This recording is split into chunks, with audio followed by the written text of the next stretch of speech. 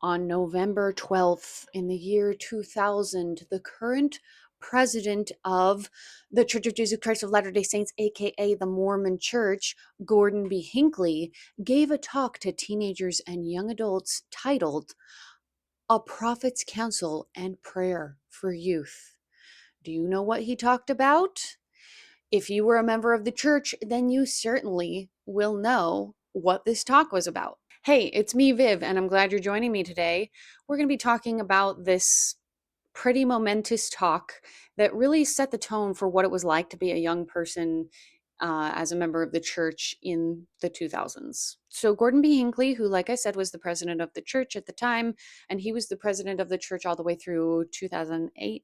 So, Gordon B. Hinckley starts this address off talking about how hard his younger years were, which really kind of gives off some energy of like, walking 10 miles to school uphill both ways in the snow. And then after talking about some of those things, he mentions how the problems of the youth for today are, sure, they're real. They're real problems, but they're so easily solved by just making good choices. So in this talk, he lays out the 6 B's, which are basically just Mormon Beatitudes. And these were not like necessarily revolutionary ideas, like they were things that were already kind of believed by the membership of the time, but they did lay new emphasis on certain topics because, like, this is the prophet right now, he's got the direct connection to God, and this is what he's telling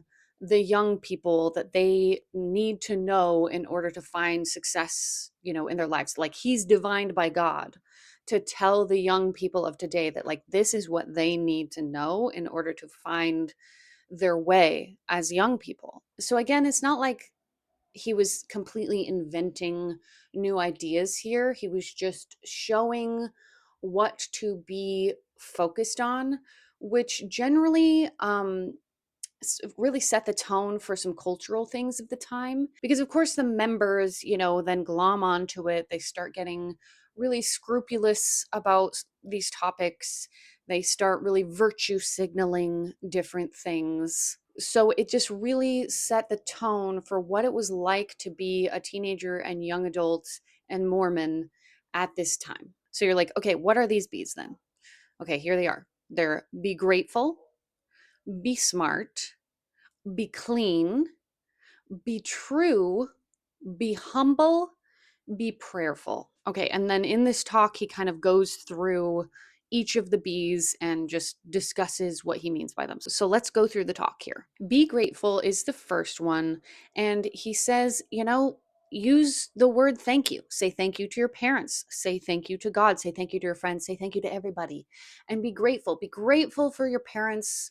Be so thankful for the opportunities you have in today's age. Be so thankful for the guiding hand of the Lord in your life. And I'm not saying that this is necessarily bad advice, but I do think that there is a culture in Mormonism that I still carry a little bit of um conflicted feelings about, because I understand that gratitude is an important part of our lives to build happiness and satisfaction.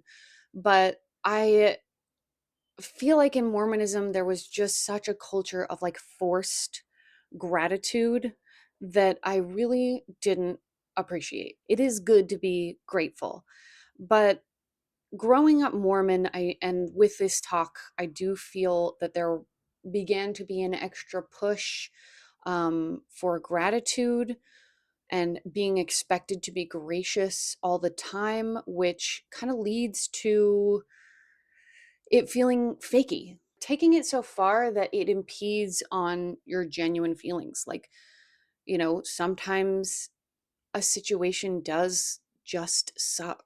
Like, sometimes there is someone who truly wronged us. I don't need to be trying to find ways to like be grateful at the expense of honoring my true self and my true experiences.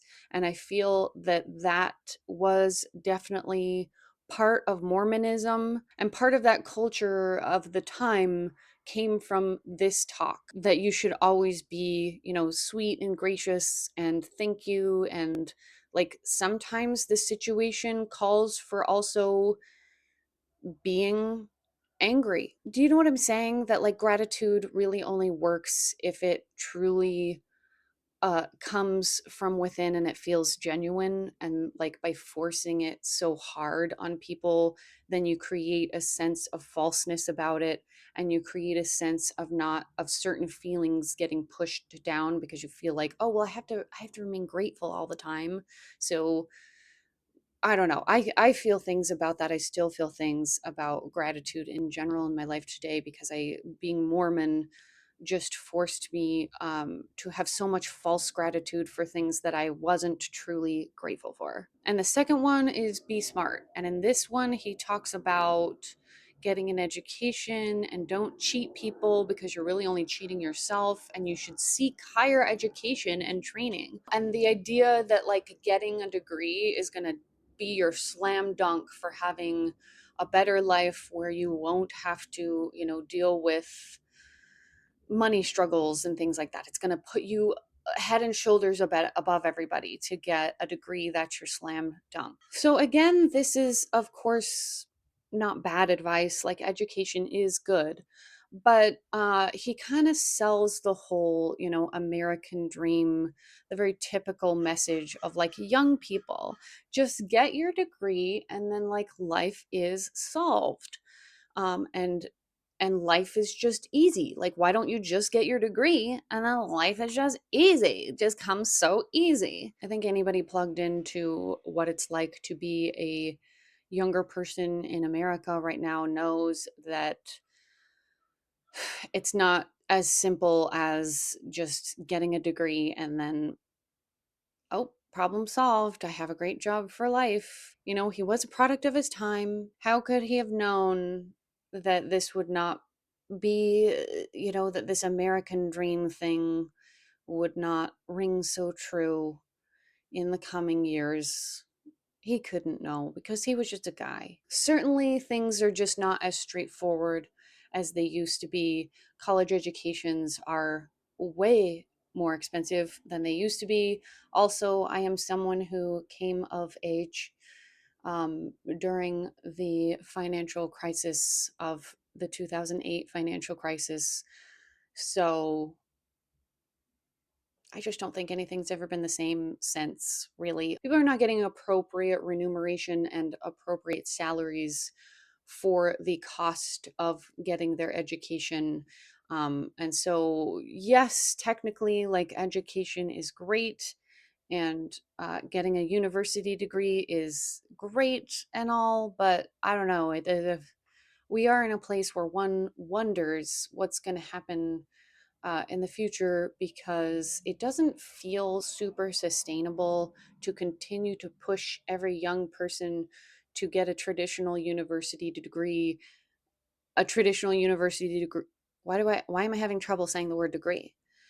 A traditional university degree, just to end up in a job market where they are way underpaid. So when he's pushing this idea of get your university degree and then, I think it's because it's university degree, the T to D is like tripping my mouth up.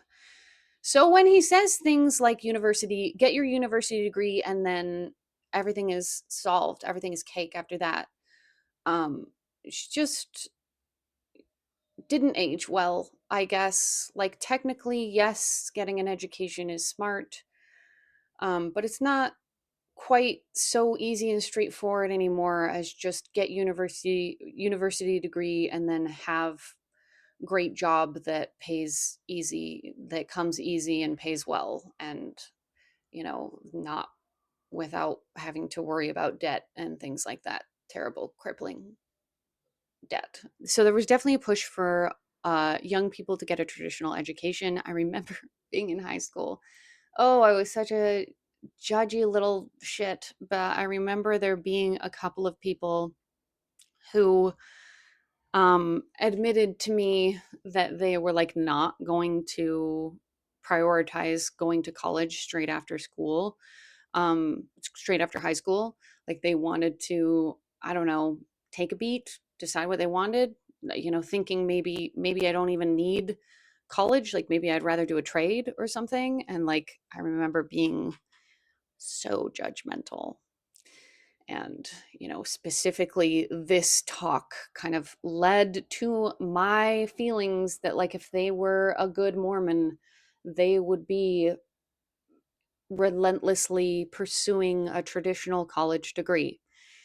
Anyway, the things we regret when we're Mormon. I'm sorry. I'm sorry for all the judgy things I did and said when I was Mormon. Also, I do feel that this created a bit of push and pull with women, because women, it was like there was this push of like, yeah, get educated so that if your husband, loses his job, God forbid, like, or you have a degree to fall back on at least. Well, educating women is good so that they can educate their children, which is technically true, but also demeaning as a woman to think that like I'm going to school and doing all this hard work just so that I can, educate my children because that's all I'm good for. I would never actually do any actual, real, meaningful work. It would just be any work that I did with my degree would just be a stopgap until my husband like got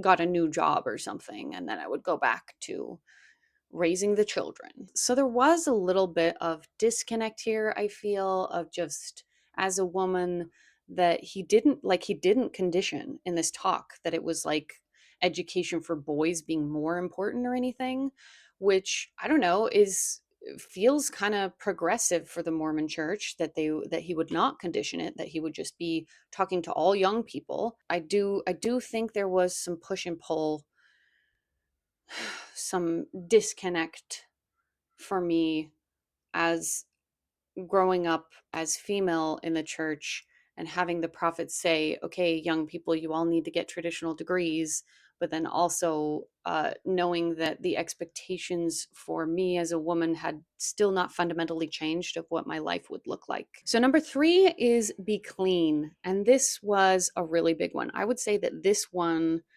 out of all of them is the one that rocked people the most. So he started off by talking about how incredibly filthy media was and that you need to be careful like of the media that you're consuming. There was a weird amount of people during this time period who would have these weird flexes over like, well, I don't listen to so and so's music because she has that one song that I find so inappropriate. And so now, I just can't listen to any of her music. I can't support her because she has that one song that's so filthy. And a lot of people who would have a weird flex about, like, well, I've never seen even a PG-13 movie.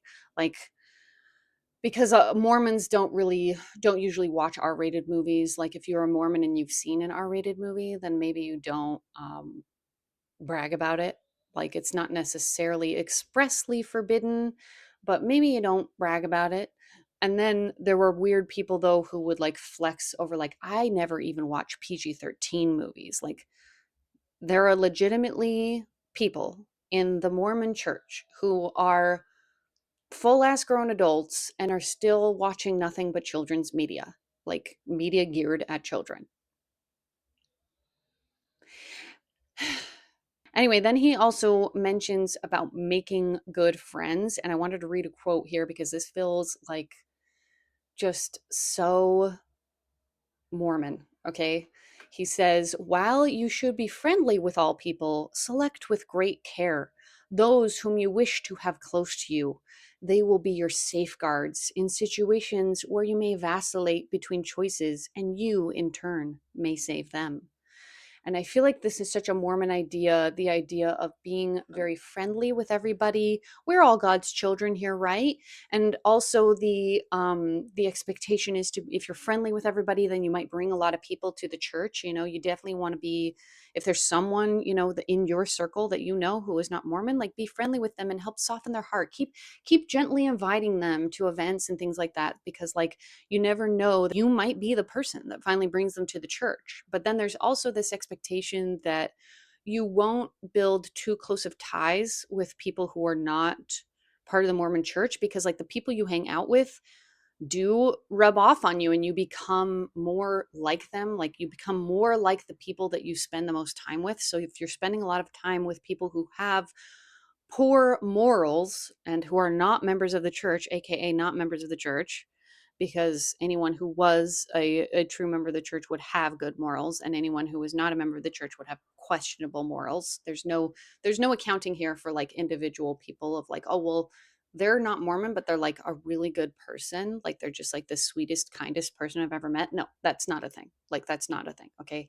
It's the line is people who are Mormon have good morals and people who are not Mormon have questionable morals. So if you're spending too much time or you're too friendly or you have too many friends who are like not members of the church, you know, uh-oh. They really get you to kind of distance yourself from people who are not members. You're not you kind of keep a little bit of a wall there. And I don't know, I don't think that's good. When I left the church, I realized how small my circle had been, my circle of people, and my experience with different kinds of people, that I really had only ever had close interactions with a very certain kind of person. And all of my friends had only ever been a very certain kind of person. And that's not great to I don't think that's wise, as to be a well-rounded person who is empathetic, who understands a lot of people, who sees many different perspectives and worldviews. I don't think it's wise to have such a narrow social circle personally now, but that's what I grew up with. So then in this section with Be Clean, he also mentions tattoos and how terrible and gross and awful they are. And I wanted to read another quote about tattoos. Okay, he says, I promise you that the time will come, if you have tattoos, that you will regret your actions. They cannot be washed off, they are permanent. Only by an expensive and painful process can they be removed. If you are tattooed, then probably for the remainder of your life, you will carry it with you. I believe the time will come when it will be an embarrassment to you. Avoid it. We, as your brethren who love you, plead with you to not become so disrespectful of the body which the Lord has given to you. Anyway, I just think that's a little over the top and dramatic for tattoos. But also, this is a very Mormon thing, that your body doesn't actually belong to you. It's a gift from God. It actually belongs to God, and you are, just living in it. Like it's this precious gift from God, and you're just living in it, and your body exists to continue to honor God and the gift he gave you of your body. So, I don't know, I guess it's not like a true gift, because like you don't get to actually just like have it. You don't get to actually just like have your body and do the things with your body that you want to do with your body. In a way, it's like it's not truly yours. It actually belongs to God, and your body exists so that you can continue to honor God. And I think that is stupid. And I think it's also a dangerous idea. And I think it's especially dangerous because your body is the only thing in life for any of us that truly belongs to us. And your body shapes your reality. So it just begins early, the like not thinking of your body as your own. It makes it so that you don't get to actually own your own self. Like you don't get to own your own experience. And then in the same vein, he also mentions piercings. He's like, don't get them. Okay. And here's the quote that he says about piercings. May I mention earrings and rings placed in other parts of the body? These are not manly. They are not attractive. You young men look better without them, and I believe you will feel better without them. As for the young women, you do not need to drape rings up and down your ears. One modest pair of earrings is sufficient. Excuse me while I adjust my nose ring here. Now, this address came out actually a couple months before my birthday, which my mom had promised me for that birthday that she would get me to go get my second piercing in my earlobe. And I remember being like so bummed of like, damn, I've been waiting forever for this second piercing. My mom said I had to wait till my birthday. I'm so upset that now all of a sudden the prophet has said that it's not allowed. And bless my mom, she actually followed through with it because she already had two lobe piercings and she had for years. I'd been waiting so long. My sister had gotten hers.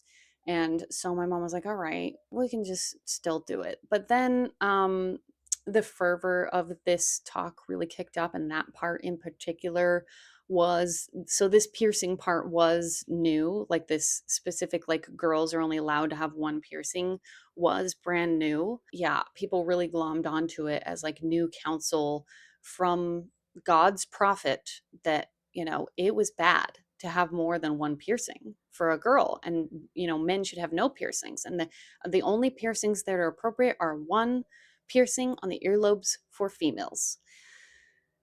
And I remember going to girls camp and then having a whole thing where they were just atrociously dogging me about having two piercings. I was required to take one out for the duration of camp, but they, really were dogged on me the whole time about how bad that was. And said, the prophet said, why would you disobey the prophet like that? It's such a simple thing. It's such a simple thing to follow. Why would you disobey God like that? So then I ended up taking them out actually a couple years later, when I had a friend who just really came in hard at me, like trying to influence me to get rid of them. And then all the adults around, because she would do it like very publicly, like shaming me very publicly. And then all the adults around seemed to kind of applaud her for influencing me to be more righteous. Then I finally took them out and let the hole kind of grow in. They didn't fully grow in, as you can see, because well, maybe I didn't re-pierce them. I just forced it through at a later date. They didn't fully grow in. But I remember her being so smug and self-satisfied about how she had like saved my soul. She had been a good true friend. She was someone who I'm going to thank in the eternities for like saving my soul, because she influenced me to get rid of one of my piercings so that I would be following God's rule about only one lobe piercing and thus be saved. Like my eternal salvation was hanging on that, and she influenced me and saved me.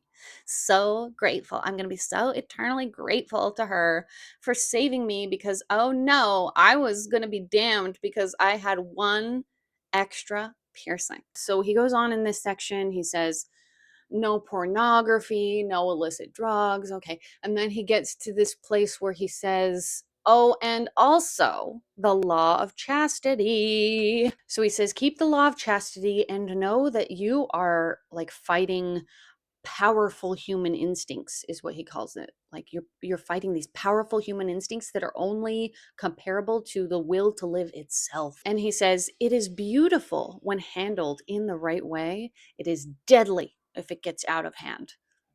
Deadly? Oh my god, deadly? What are we talking about here? We can't be talking about young adults having sex, can we? Deadly? What? And that lets you know how serious Mormons take sex before marriage. They believe that, in fact, the only sin worse than sex before marriage would be murder. Deadly. Deadly. It could be deadly, apparently, somehow. I don't know how. How? I don't know how. Don't ask questions. It could be deadly. So then in this vein, he talks about don't date too early, don't date too seriously, not until you're ready for marriage. So I made another video about Mormon dating rules if you're interested in that.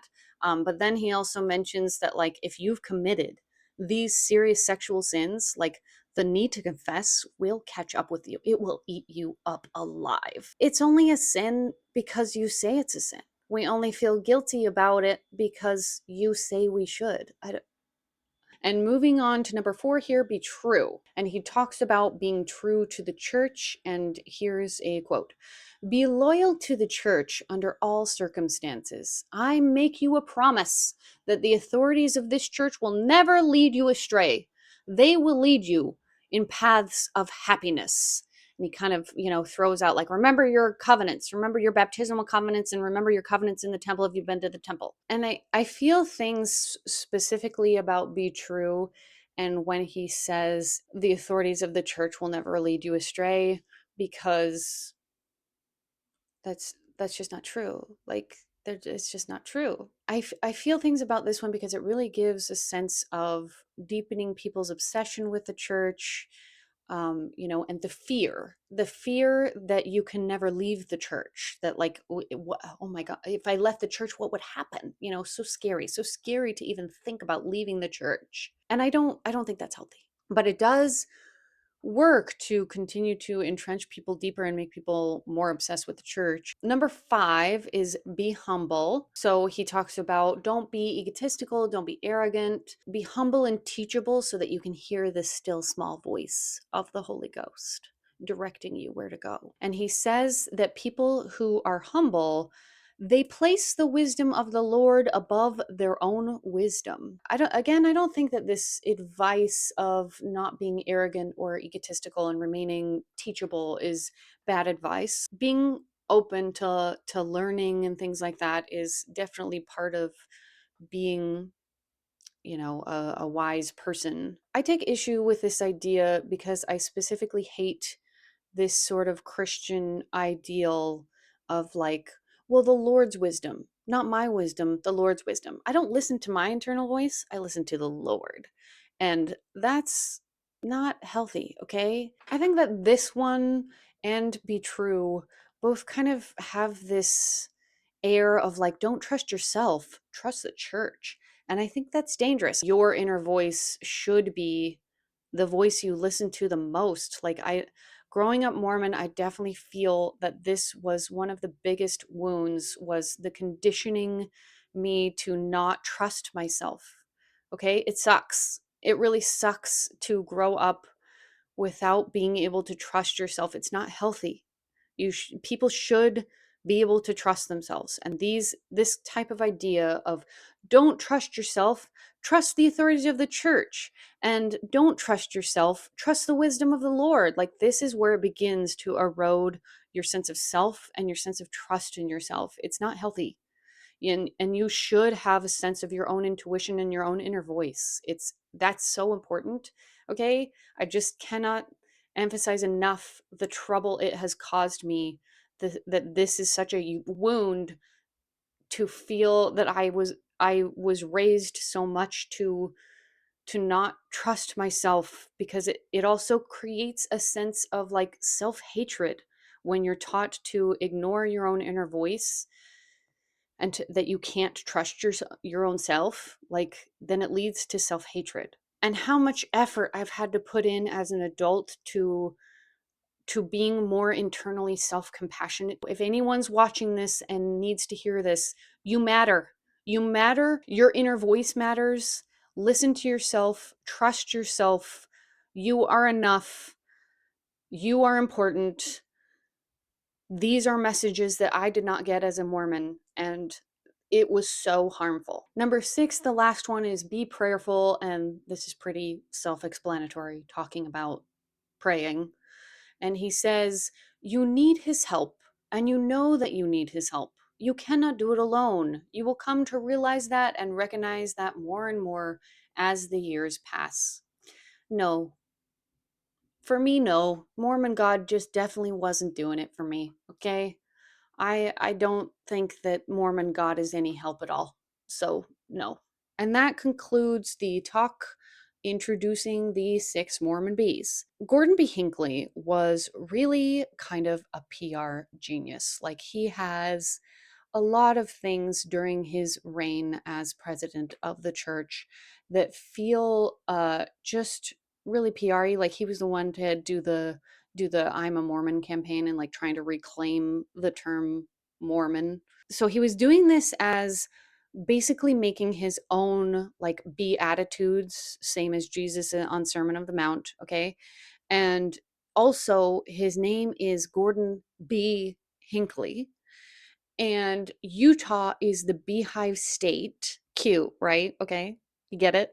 So people just loved making motifs of these bees that, had little bees and beehives, and they would put them around their homes and decorate with them. It just worked on so many levels. People just loved it, okay? They were in a chokehold for these bees. And it was cute and it was catchy and it was like bees, bees, bees, bees. It was an absolute PR win. And as a note, there were 3 bees added later when Gordon B. Hinckley released his book about the bees. He went on to write a book and to extrapolate even more on these bees in a book form.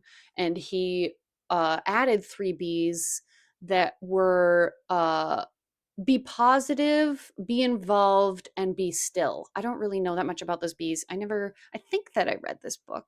I'm not sure, but it wasn't as momentous as the talk itself. And a lot of people were real purists about the 6 bees. The book was published 2 years later, though, so the 6 bees had really taken hold already when he wrote the book and added the 3 more. So I don't know. There were some I remember seeing some things where the 3 extra bees got added and stuff, but a lot of people already had a bunch of stuff. I feel like you can see echoes of these bees still in Mormonism even now, but the fervor of it died down a little bit when Gordon B. Hinckley died. So he gave this talk in the year 2000, and then he released the book in 2002, and then he died in 2008.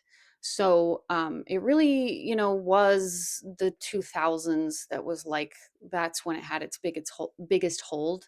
But each prophet kind of has their own flavor and has their own things that they kind of push as what they think is important at the time. So it's not quite as prominent anymore, but I do feel that it's still kind of a real just cultural phenomenon of Mormonism and Gordon B. Hinckley. Gordon B. Hinckley was just so good at creating those Mormon cultural phenomenons.